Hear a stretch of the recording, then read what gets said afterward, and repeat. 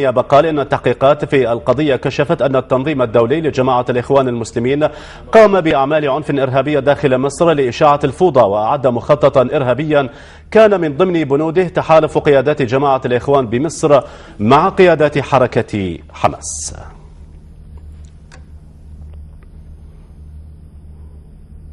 مشاهدينا، وللحديث عن التطورات المصرية ينضم إلينا عبر الأقمار الصناعية من العاصمة المصرية القاهرة المحلل السياسي الأستاذ كمال محجوب.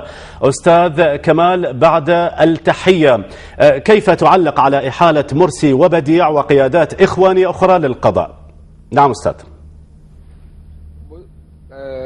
مساء الخير عليك وعلى السادة المشاهدين. مساء النور عليك. يعني هو في قاعدة قانونية بتقول أن المتهم بريء حتى تثبت إدانته. فعندما يحال أي شخص أيا كان إلى المحكمة ليس معناه أنه هيصدر حكم ضده. نعم. وفي هذا السياق نجد أن مصر تطورت تطورا كبيرا نحو الديمقراطية.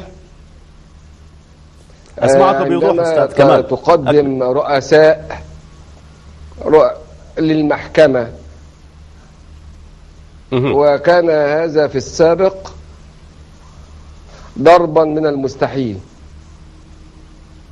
فلن يكون دور مرسي أو أي من المقدمين للمحكمة مدان إلا بعد صدور حكم نهائي من المحكمة من القاضي المختص واستنفاذ كافة وسائل الطعن على الحكم،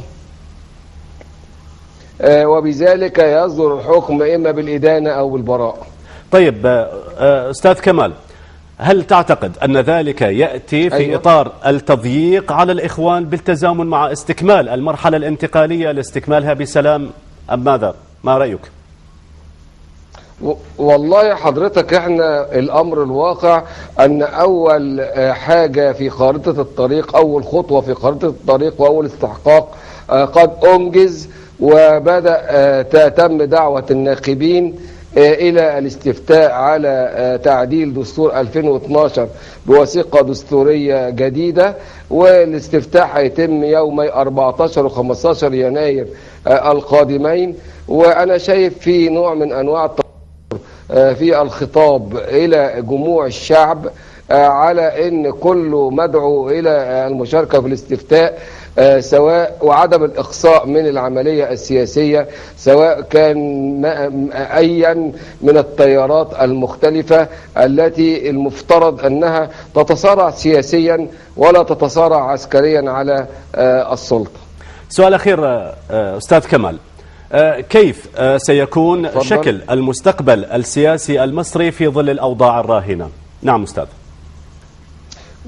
والله مصر مر عليها أزمات كثيرة، وحقيقة أنا شايف ثورة 15 يناير 25 يناير وما تبعها غيرت الشكل الفهم للمنظومة السياسية في الشارع المصري، وسيتبعها نضج سياسي في لكافة الأطراف حتى يستطيع الشعب المصري أن يقول أمامنا هدف أساسي هو هدف التنمية نتصارع عليه سياسيا، وهذا مقبول في العالم كله، وإن شاء الله مصر ستصل إلى هذا الطريق في أقرب وقت ممكن إن شاء الله.